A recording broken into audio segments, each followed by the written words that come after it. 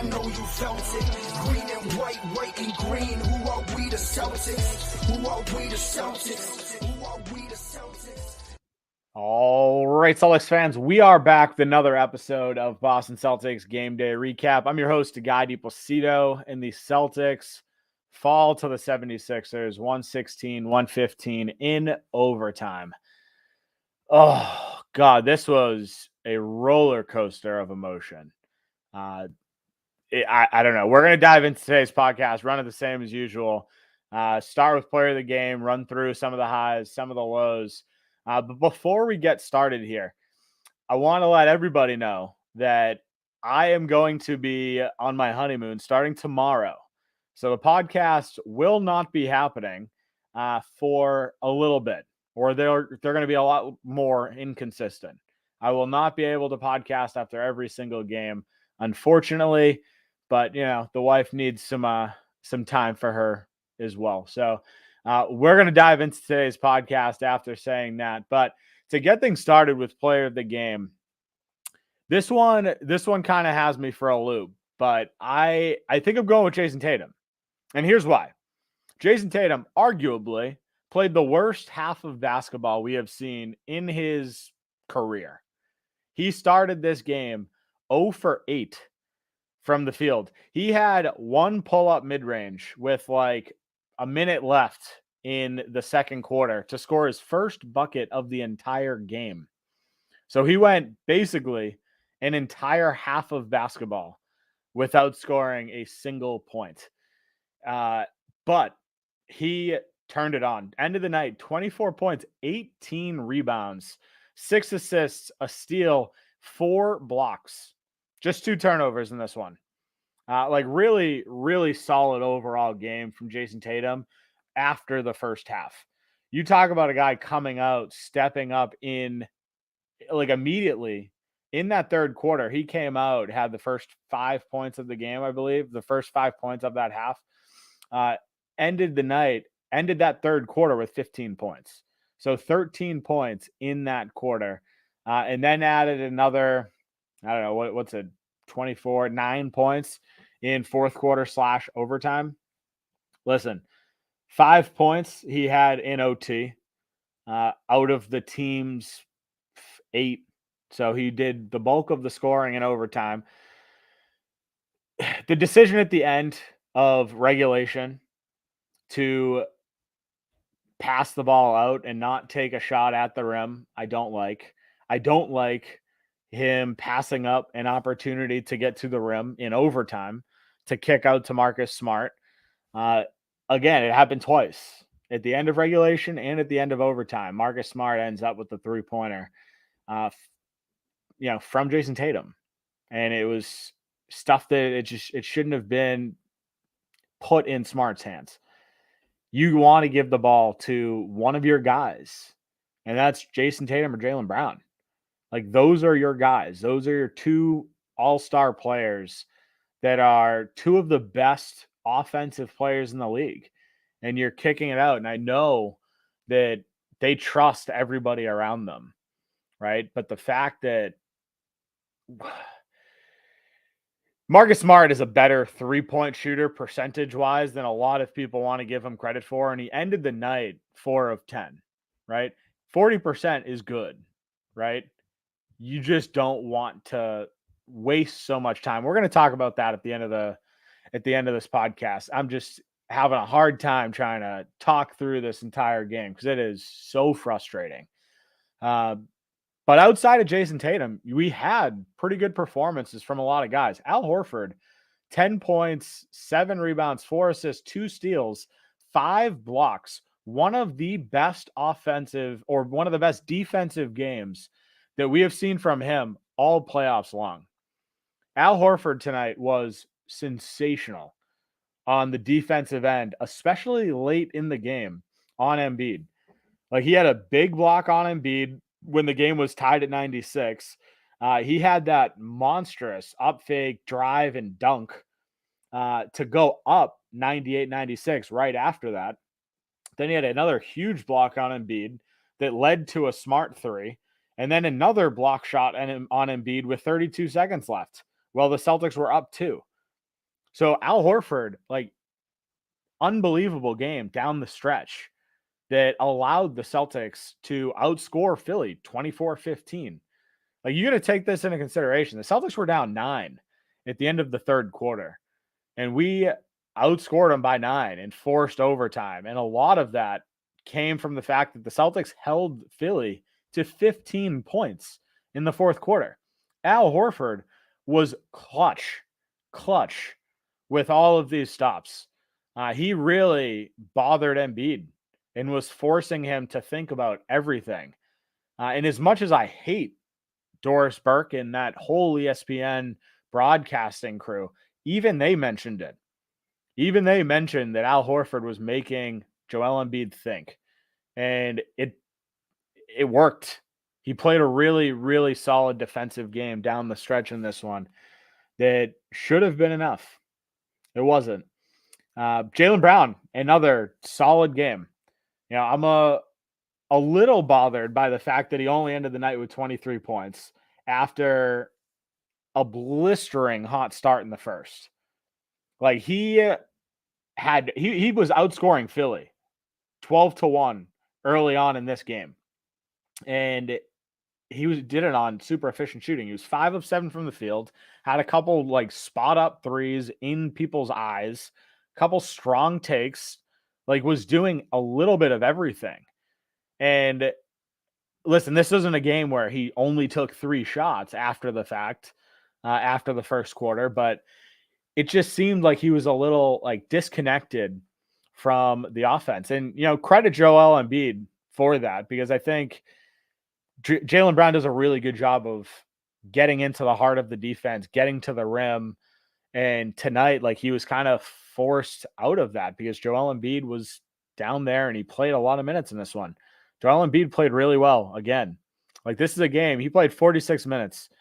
James Harden, 47 minutes. Tyrese Maxey, 45 minutes. Tobias Harris, 45 minutes. Right? You had, like, game 1, James Harden, and you had an MVP, Joel Embiid, tonight. And this was a 1-point loss in overtime. And frankly, like, the Celtics had a lot of things that just didn't go their way. This wasn't a game that they turned the ball over a ton, which is good. But there were some issues that we'll talk about in the second half. But I do want to talk about some of the other guys here. Marcus Smart, I thought, played a really good game. 21 points, 7 assists, 4 of 10 from 3, which I talked about a little bit. 6 of 15 from the field. Not great on that, but 5 of 5 from the free throw line. Had a couple of unbelievable plays down the stretch for the Celtics. He had a huge corner 3 from JB to tie the game at 96 after being down by so much. And then actually, he had a 3 right before that to make it 96-91. Right? But then he had the strong and 1 over Harden to go up 112-109. He took the huge charge on Joel Embiid while being up 1 with 1:50 left. Like, Marcus, that was the one that they reviewed and the call stand. And I thought it was going to be overturned. But, you know, here we are. Marcus Smart making Marcus Smart plays, though. People want to give him crap for maybe taking 10 threes today. If you're shooting 40%, take the threes. It's just going to keep Philly's defense more honest. That's all it's going to do. He was really good from beyond the arc in this one. You know, in fact, the only one that shot better was Malcolm Brogdon, 5 of 8 from 3. But really, overall, solid game from Marcus Smart. Solid game from Malcolm Brogdon as well. You know, 19 points, 8 rebounds, 2 assists, had 2 turnovers, one of them, again, down the stretch to James Harden. Boneheaded. James Harden, out of all people, stripping you late in the game is not what you want. Not what you want. But overall, again, solid game from Malcolm Brogdon. He stepped up when the Celtics offense was falling apart at times. He had 0 points after the first quarter. He had 13 at halftime. So in that second quarter where the Celtics offense just disappeared, right? Malcolm Brogdon was the guy getting things rolling. Like, he was doing a lot. And honestly, like, this was a game. I liked the pace that the Celtics played with for the large majority of this. The shots just early on weren't really falling. And you look at them at the end of the game, like 17 of 44 from three, 38.6%. Like, that's good. 47% from the field, so be it, right? 16 of 22 from the free throw line, not great, right? We'll talk about some of that. But honestly, like, I thought that the Celtics did a really good job down the stretch defensively as a team. Now, you've got Jason Tatum also with 4 blocks in this one. You had Jaylen Brown step up, a couple huge defensive stops late in the game as well. So guys stepped up, guys played well down the stretch. It was just early on where the Celtics really struggled to kind of put points on the board in that first quarter. Really, the game was tied 15-15 in the first quarter with like 4.5 minutes left. Jaylen Brown had 12 of those 15. And then they subbed him out. And Philly immediately goes on a 12-4 run to end the first. Like, the offense outside of Jaylen Brown was non-existent. Jaylen Brown shot 5 of 7 from the field. The rest of the team shot 2 of 17. Derek White had both of those baskets. He was 2 of 5 after the first. So, listen, like, if the Celtics played better in that first quarter, this is a different ball game. This isn't a game where the Celtics are battling from behind all game long. Like, the Philly had a 16-point lead in this game, which is tough. I feel like I'm already talking about some of the negatives here, so I'm just going to skip past all of that and say, listen, we're going to dive into some of the negatives. Before we dive into all of that, take a quick break for a word from our sponsors. Be right back. This podcast is brought to you by Hopewell Hemp Farms. Hopewell Hemp Farms is your only source for the highest quality American-grown hemp products. If you're like me and love to be active, whether that's playing in an adult softball or basketball league, or your level of activity is limited to yard work, one thing is for certain. As you get older, joints start to hurt. Well, I turn to Hopewell Hemp Farms Body Butter to relax those joints and their amazing tinctures to help me fall asleep. Check them out at hopewellhempfarms.com today and stock your nightstand the only way I know how. Looking for an agent to help you buy or sell real estate? George Dimas at PD Properties is the agent for you. Sell now for a flat 3% commission on the sales price. PD Properties utilizes the most current marketing techniques and strive to put more money in your pocket. If you're looking to buy, call now and George will be with you every step of the way until you find a property you're able to call home. Serving the North Shore and beyond, call George Dimas with PD Properties today at 781-913-2290. That's 781-913-2290. All right, so want to dive into some of the negatives here. Again, I feel like I've already started talking about a lot of this, but I want to start with the Jaylen Brown double on Joel Embiid late in this game. There was no need. Celtics are up 3 points. Celtics were up 2 points. Joel Embiid gets the ball. Jason Tatum's on him. 30 seconds left-ish. And you've got Jaylen Brown coming over to double him. And Joel Embiid makes a very easy read and pass to James Harden, who was 6 of 9 from 3 tonight, had 42 points.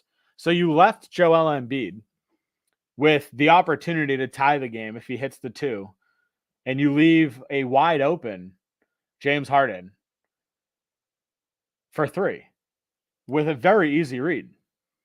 It's stupid. Like, it's just dumb. And it put the Celtics in a really tough spot, right? And it wasn't something that the Celtics could fix at that point. They had an opportunity. The play that they, didn't draw up, I guess, because they didn't call a timeout, wasn't enough. Listen, the other negative to this one, I mean, frankly, it's offensive rebounds. Again, like this is again something that the Celtics were kind of plagued with. This wasn't a game where we got beat on a lot of areas. I think the Celtics overall played pretty good basketball quarters 2 through 4. Like we outscored them in the fourth by a long shot, but it was 31-32 in the second, 33-33 in the third. Offensively, we were there. We were fine. Defensively, second and third quarter, not great. Giving up 32-33, not ideal, right? Overall in this one, though, it's not bad, but the offensive rebounding was an issue. Second break points was an issue. And they were timely. They ended the night, they only had 12 offensive rebounds. A lot of them led to other points, though. And it's a shame because the Celtics, a couple of those offensive rebounds for Philly came on the back of an unbelievable defensive stop. There were a couple where we forced Embiid into a really, really tough shot. Tobias Harris gets an offensive rebound, gets a putback, right? All night long, it seemed, the Celtics put together a good defensive effort, but second chance points just killed us. And that's the reason we're giving up 30 plus points in a lot of these quarters. So listen, it's frustrating. Offensively, the Celtics, I already talked about it. They played with pretty good pace. We had 22 fast break points in this one, right? That's good. But on the other end of it, you need to collect stops. You need to round out the entire game. And the Celtics didn't really do that in this one. They didn't really do it. I just talked about right before the break about Jaylen Brown carrying the Celtics in the first. To me, he wasn't as involved as he probably should have been after that. After 12 points in the first, he ended up with an additional, 11 the remaining 3 quarters. To me, it's just not enough. And the Celtics, I think from an offensive standpoint, they played a really solid game outside of that first quarter, which was a nightmare. But you've got guys, Tatum stepped up, hit some clutch shots, really clutch shots. But there are a lot of points in today's game where the Celtics, I don't know where the defense kind of went to, right? Because all of the stuff that worked in games 2 and 3, picking up Harden full court, not switching as much, fighting through a lot of screens. There were a lot of moments in the first half where that just wasn't the case. And that's all an effort thing. I just don't think that they were trying to fight as much as they should have been. And it led to a 16-point deficit at one point. And it led to the Celtics really struggling to stay involved, stay in this game. So, listen, it's tough. It's a really tough game to lose. The other thing that, to me, that pisses me off is the fact that, we went through this game without calling a timeout down the stretch. I'm not one to give Joe Mazzulla a lot of shit. I think most of these games come down to the fact that the players are the ones playing the game. I don't think the coach makes nearly as big of a difference as a lot of people want to, say. A lot of fans, at least, media aren't really saying it as much, or knowledgeable media. You've got a lot of talking heads that try to, spit out hot takes. So be it. Let them do that. But Joe Mazzulla, if you see Jason Tatum wasting 10 seconds, call a timeout. Draw something up. To me, when you've got a tie game or down 1, right? Your end goal shouldn't be a 3. It should be a hard drive, get to the rim, try to draw a foul, or get an easier bucket. Jaylen Brown in the mid-range. We didn't really even see any of that tonight. And I'll give Jaylen Brown a lot of credit. I think his shot selection was solid. He got to the rim a lot. Right? Mid-range hasn't really been a thing. 10 of 16 in this one, 3 of 8 from 3. So half of his shots came from 3. Now you expect from Jaylen Brown, especially with how aggressive he's been. So you would like to see a couple better shots down the stretch, especially when you don't need a 3. So listen, it's tough. It's really, really tough. The Celtics, from a defensive perspective, down the stretch, great. Early on in this game, lack of effort is basically what it boils down to. It was a lack of effort. They weren't fighting through screens. Joel Embiid, honestly, he torched us early. So be it, right? Game plan. Say it after every game against Philly. Let Embiid cook, shut everyone else down. Celtics didn't do that tonight. They had a 42-point performance, 8 rebounds, 9 assists, 4 steals for James Harden. 4 steals for one of the worst defenders in the NBA. And 34 points for Embiid, 13 rebounds. Outside of them, we pretty much shut everyone down, even Maxey. Like 14 points for Maxey, 6 of 17 from the field. The issue with Maxey was offensive rebounds. He had 5 of them. Tyrese Maxey is fast as hell, right? You got to put a body on the dude. Otherwise, he is going to find the loose ball. And that's what happened a lot in this one. But you look, every starter for Philly outside of Harden had 2 or more offensive rebounds. Embiid had 3, Harris, Tucker both had 2. Like, you got to keep these guys off the boards. And that's what this game comes down to. Right? A couple bad, offensive rebounds that we gave up. I don't think we struggled really with turnovers. Like, that really wasn't an issue for the large majority of this game. Brogdon obviously had 1 that I talked about earlier. We had 10 turnovers in this one. 9 points off of those turnovers. That's not a big number, right? It comes down to offensive rebounding, the timeliness of those offensive rebounds. But it also just comes down to execution on the defensive end for a full 48. We got it down the stretch. Fourth quarter and overtime, defense was great.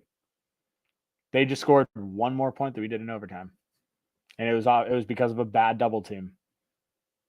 So kind of ties into the defense, but that's where this game went sideways. I think it was a horribly officiated game. I'm not going to blame the refs whatsoever for this loss because the Celtics lost this game. The Celtics lost this game. Missed free throws. We took the exact same amount of free throws. 19 of 22 for Philly, 16 of 22 for the Celtics. They're one of the best free throw shooting teams in the NBA, 72% in a playoff game. The Celtics have been shooting lights out from the free throw line this postseason as well. So this is very much an anomaly, but this hurts. This really hurts in a game you lose by 1 in overtime because there are 2 different opportunities to change that. That's it. That's where we're going to wrap things up for today. Again, this is the last, consistent podcast for a little bit. I'm going to try to, still watch some of the games, but where we're going, it's going to be a very, very big time difference. I would basically need to be awake at 1:30 in the morning to start the game, which means I would basically not get any sleep whatsoever. So probably not going to happen for a lot of it. Want to let you guys know. Make sure to follow, subscribe, rate, review, 5-star written review, do all that anyway, because as soon as I come back, you best believe there's not a single game that I'm going to be missing.